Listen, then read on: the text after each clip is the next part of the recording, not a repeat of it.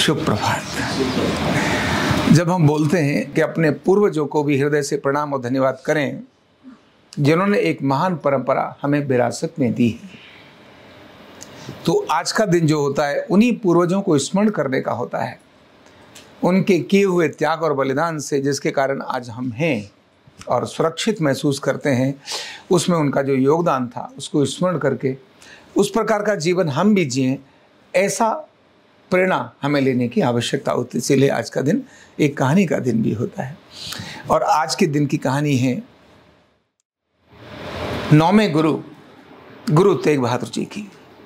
कल उनका बलिदान दिवस था, यानी 24 नवंबर को उनका बलिदान दिवस था। भारत में जिनके बारे में ये कहा जाए कि अपने समाज और देश और धर्म के लिए जो खुशी खुशी अपने को बलिदान कर देते हैं और दूसरों के प्रेरणा का बहुत बड़ा कारण बनते हैं, उनमें से एक महान शख्सियत गुरु तेग बहादुर जी थे। बालक जब पैदा होता है तो माता पिता का एक बहुत बड़ा रोल होता है, उसमें बहुत बड़ी भूमिका होती है। ये ऐसे ही भाई एक्सीडेंट नहीं हो जाता, उसमें उस बच्चे के आने के पीछे अगर माता पिता ने थोड़ी भी साधना की है तो बच्चे के अंदर कैसा व्यक्तित्व आता है, यह भी हमें गुरु तेग बहादुर जी से सीखने की आवश्यकता है, जिनका स्वयं का व्यक्तित्व भी उनके पिता के कारण वैसा हुआ और उनके व्यक्तित्व के कारण उनकी संतान जो 10वीं पातशाही गुरु गोविंद सिंह जी के रूप में उन्हें पुत्र रत्न प्राप्त हुआ। गुरु तेग बहादुर जी 1 अप्रैल 1621 में अमृतसर में उनका जन्म हुआ। उस समय गुरु हरिकृष्ण जी महाराज उनके पिताजी थे। हरिराय जी भी बोलते थे, हरिकृष्ण जी भी बोलते थे उनके पिताजी, और माँ जो उनकी थी वो 3 बहनें थी, यानी उनके पिताजी की 3 शादियां हुई थी, उनमें से एक के ये पुत्र थे। बचपन से ही उनको, यानी जब ये पैदा हुए, जिस समय ये पैदा हुए उसी समय इनके पिता ने इनको प्रणाम किया। जब वो प्रणाम करने लगे तो बाकी लोगों ने पूछा कि आप इनको प्रणाम क्यों कर रहे हो, तो उन्होंने कहा यह एक ऐसा व्यक्तित्व बनेगा जो गुरु नानक देव जी ने जिस परंपरा को शुरू किया है उस परंपरा को आगे ले जाने का काम करेगा, इसीलिए यह कोई साधारण व्यक्ति नहीं है, इसीलिए मैं इसको प्रणाम करता हूं। यानी उनके गुरु, यानी उनके पिता हैं जो उनके गुरु भी थे, पहले से ही वो देख रहे हैं इसके अंदर क्या है, यानी साधना और त्याग का ये बहुत बड़ा परिणाम था। छोटे से थोड़ा बढ़ने शुरू है तो आजकल का बालक अगर थोड़ा भी कुछ खेलना शुरू करे ना तो तुरंत उसको रोक देते हैं, नहीं बेटा इससे चोट लग जाएगी, नहीं बेटा ऐसा कुछ करेगा, माँ बाप तुरंत उसको रोकते हैं। लेकिन गुरु परिवार में होने के बाद भी वो तो ज्ञान, यानी एक तरह से धर्म की क्रांति फैलाने वाले व्यक्ति थे, लेकिन फिर भी उनकी संतान घुड़सवारी, तीरंदाजी, खड़ग ये सब चला रही है। गुरु तेग बहादुर जी घुड़सवारी का भी प्रशिक्षण उन्होंने शुरू किया, तीरंदाजी का भी उन्होंने प्रशिक्षण लेना शुरू किया और अनेक सारे ऐसे करना शुरू किए। और एक युद्ध हुआ जिसमें युद्ध के अंदर उन्होंने अपनी बहुत बड़ी वीरता भी दिखाई। लेकिन उस युद्ध के बाद उनके मन में कुछ विचार आया और वो शांत होकर एकदम बहुत ज्यादा अधिक बात नहीं करते थे, साधना की तरफ चले गए और लगभग 24-25 वर्ष उन्होंने शांत होकर अपनी साधना में बिताए। बहुत कम उम्र के अंदर उनकी शादी माता गुजरी से हो गई थी, बहुत कम उम्र के अंदर की शादी हो गई थी। लेकिन वो जो समय जो था, वो कालखंड जो था, वो भारत के लिए बहुत अच्छा नहीं था। मुगल जो साम्राज्य था उसने सब तरफ भारत में एक अलग प्रकार की स्थिति पैदा कर दी थी। लोग किसी प्रकार से अपने धर्म की सहजता से जीवन जीना बहुत मुश्किल था। जिधर देखो जो ध्यान करने वाले हैं, भजन करने वाले हैं, ब्राह्मण लोग हैं और इस प्रकार के अन्य सारे लोग हैं, इनको इसके धर्म से हटाकर विधर्मी बनाना, उनको बदल करने का काम भी उस समय का जो शासक था औरंगजेब वो कर रहा था। बहुत क्रूरता के साथ हम जानते हैं किस प्रकार का उसने किया। जहां भी देखा, जिधर भी जाए इस्लाम ही होना चाहिए, ऐसा औरंगजेब अपना कृत्य करता ही था। गुरु ने अपनी साधना की और इनके पिता ने, क्योंकि उनके पिता को स्वास्थ्य खराब हो रहा था, तो उन्होंने कहा कि भी इस समय पर इस परंपरा का संचालन कौन करेगा। लोगों ने पूछा उनको, हे गुरुदेव, आप जिस परंपरा को लेकर जा रहे हो, जिस गुरु नानक देव की परंपरा इसको आप लेकर जा रहे हो, आखिर इसको कौन लेकर जाएगा। तब उन्होंने कहा कि नहीं, यह जो तेग बहादुर हैं ये अब इस परंपरा को लेकर जाएंगे, और उन्होंने उनका नामकरण भी तेग बहादुर किया और तब से उनको गुरु का स्थान भी उनको दिया। गुरु हरिकृष्ण इस दुनिया को छोड़कर चले गए। जब गुरु तेग बहादुर जी के पास ये पूरा एक दायित्व आया कि धर्म का जागरण करना है, तो पूरे देश में घूम घूम कर उन्होंने धर्म का जागरण किया। वो वहां से पंजाब से यानी अमृतसर में पैदा हुए थे, वहां से वो मथुरा आए, उत्तर प्रदेश में जाते हुए सीधा कलकत्ता गए, कलकत्ता से कलकत्ता ही नहीं, यानी गुरु नानक देव जी के बाद अगर कोई एक ऐसे गुरु जिन्होंने सारे देश में घूम करके धर्म की क्रांति की हो, लोगों को जगाया हो, ईश्वर भक्ति की बहुत बड़ी प्रेरणा दी हो, ऐसे गुरु तेग बहादुर थे, जो ढाका तक भी गए।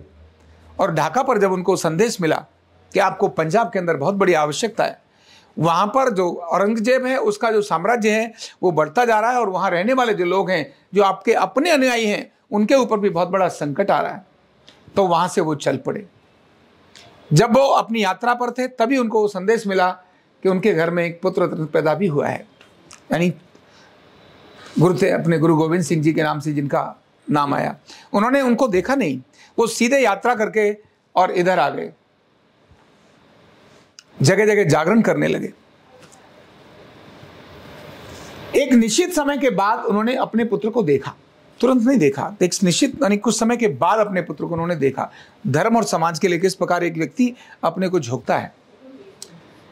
पंजाब में आए, पंजाब में आने के बाद सारी स्थितियों को देखा, लोगों को इकट्ठा किया, इकट्ठा करके क्या करना चाहिए ये सारी प्रक्रिया उन्होंने अपनाना शुरू की। इतने में कश्मीर के अंदर औरंगजेब का जो एक अपना गवर्नर था, वो कश्मीर में बहुत भयंकर आतंक फैलाया हुआ था उसने, और उसने सभी ब्राह्मणों को फरमान जारी कर दिया था, कश्मीरियों को, क्योंकि कश्मीर में उस समय ब्राह्मण अधिक लोग थे, दूसरे गुर्जर थे, और उन्होंने कहा आप सब लोग इस्लाम धर्म को स्वीकार करिए, अन्यथा आपको खत्म कर दिया जाएगा। और उस समय कोई एक उभरती ताकत थी जिसके बल के कारण बाकी लोग तो डरते थे और उन्हें लगता था कोई व्यक्ति हमारे को सपोर्ट कर सकता है, इस समय इस संकट में खड़ा हो सकता है, तो वो उस समय पर गुरु तेग बहादुर जी ही नजर आते थे। और तभी वहां कुछ ब्राह्मण लोगों ने और एक निश्चय किया कि अभी हमें सपोर्ट के लिए, सहयोग के लिए और अपनी बात कहने के लिए गुरु तेग बहादुर जी के पास जाना चाहिए। और वो वहां से गुरु तेग बहादुर जी के पास आए। गुरु तेग बहादुर जी, उन्होंने जब उनकी बात सुनी तो उन ब्राह्मणों ने कहा कि इस समय हमारे ऊपर यह संकट है कि उन्होंने फरमान जारी किया है कि अगर तुमने इस्लाम स्वीकार नहीं किया तो हम तुमको खत्म कर देंगे। उस समय गुरु तेग बहादुर जी ने कोई उनको जवाब नहीं दिया और वो शांत रहे, लेकिन सोचने लगे कि इसका समाधान क्या है। एकदम कह देना युद्ध करने के लिए चलना या कुछ भी चलना, ये तो तुरंत नहीं है। सोचा, तब उनके पुत्र जो गुरु 10वें गुरु बने अपने सिख पंथ के, धर्म के, उन्होंने पिता को कहा, जब पिता कहने लगे ना, चर्चा करने लगे कि यार क्या करें, सोचने का विषय है, इसमें तो बलिदान का विषय है, तो गुरु गोविंद सिंह जी ने अपने पिता को कहा कि हे पिताश्री, अगर बलिदान की बारी है तो आपसे बड़ा बलिदान और किसका हो सकता है। यानी पुत्र पिता को बलिदान के लिए प्रेरित करता है, ऐसी संतान पैदा करना भी बहुत टेढ़ा काम होता है। और ऐसा ही हुआ। गुरु तेग बहादुर जी ने उन आए हुए ब्राह्मणों को कहा कि जाओ और अपने शासक को बोल दो कि अगर तुम गुरु तेग बहादुर का धर्म परिवर्तन कर सकते हो, इसको अगर इस्लाम स्वीकार करा सकते हो, तो हम सब इस्लाम स्वीकार कर लेंगे, अन्यथा हम नहीं करेंगे। और ऐसा ही हुआ। उन्होंने जाकर उनको बोल दिया कि भाई, हम तुम्हें अगर हमारा धर्म परिवर्तन चाहिए, तुम चाहते हो हम इस्लाम स्वीकार करें, तो गुरु तेग बहादुर ने कहा है अगर आप उनका परिवर्तन कर दोगे धर्म, तो हम सब स्वीकार कर लेंगे। ये सुनने के बाद उसे बहुत गुस्सा आया। बोले ये क्या होता है, ये क्या मतलब बनता है। और उसने संदेश दिल्ली के अंदर भेजा औरंगजेब को। औरंगजेब ने गुरु तेग बहादुर जी को संदेश भेजा, अपने पास बुलाने के लिए कहा। और गुरु तेग बहादुर जी वहां से चलते हैं। वहां से चलते समय अपनी गुरु गुद्दी अपने पुत्र को देते हैं। उन्हें पता था कि इस समय मुझे शहादत देनी ही होगी, मुझे बलिदान करना ही होगा, और कोई दूसरा क्रम मुझे नजर नहीं आता। अगर मुझे अपने समाज को, अपने धर्म की रक्षा करनी है तो मुझे इसके लिए उत्सर्ग करना ही होगा। और यह सोचकर अपने 5 साथियों के साथ और वहां से वो चल पड़े। चलते समय रास्ते में जो मुगल थे, उनके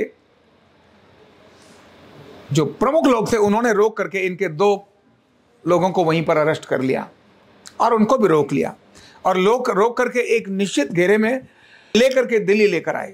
औरंगजेब के सामने इनको प्रस्तुत भी किया गया।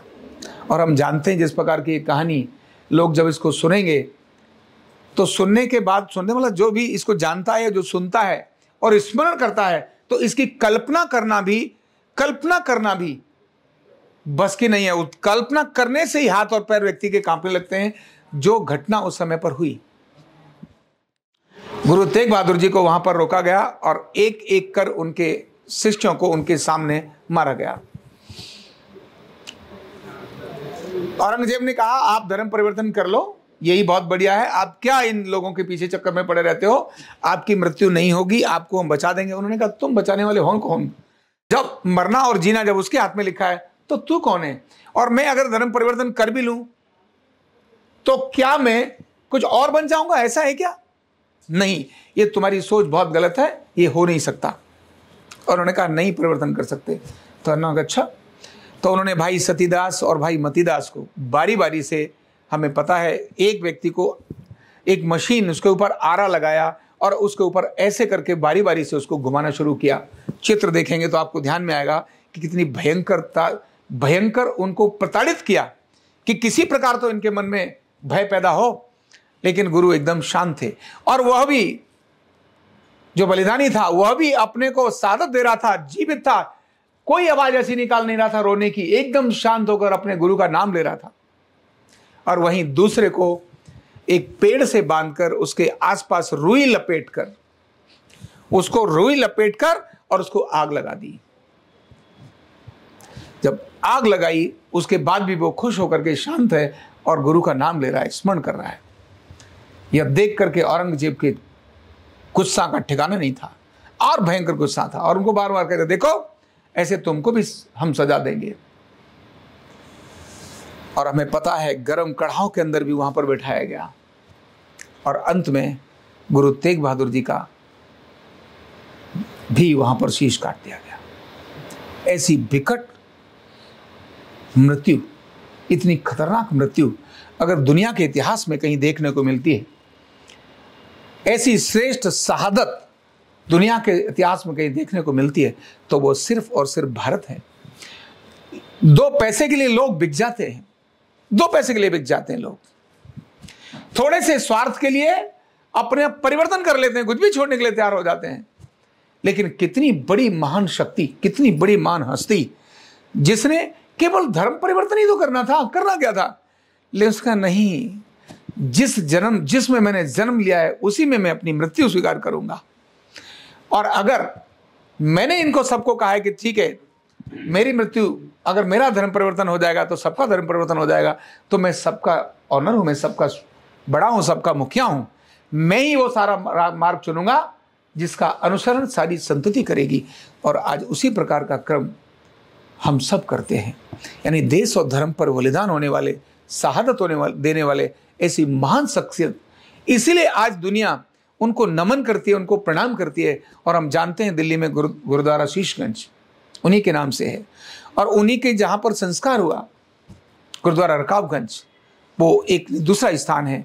ऐसे जो गुरुद्वारे दिल्ली में हैं, ये ऐसे ही नहीं है, ये ऐतिहासिक महत्व के गुरुद्वारे हैं, जो हमें प्रेरणा देते हैं कि किन महापुरुषों की हम संतान हैं, किन दिव्य आत्माओं की हम संतान हैं, कौन है हमारे पूर्वज, कौन है हमारे पुरखे, जिन्होंने अपने देश और समाज के लिए उत्सर्ग किया, बलिदान किया, सब कुछ छोड़ दिया। इवन आदमी जिस जिंदगी को जीने के लिए सारा कुछ इकट्ठा करता है, उस जिंदगी को एक पल में कष्टों के साथ, मतलब खुशी के साथ अनेक सारे कष्टों को सहन किया। ऐसी अनेक प्रेरणा देने वाले गुरु तेग बहादुर जी को हम सभी नमन करते हैं। बहुत बहुत धन्यवाद।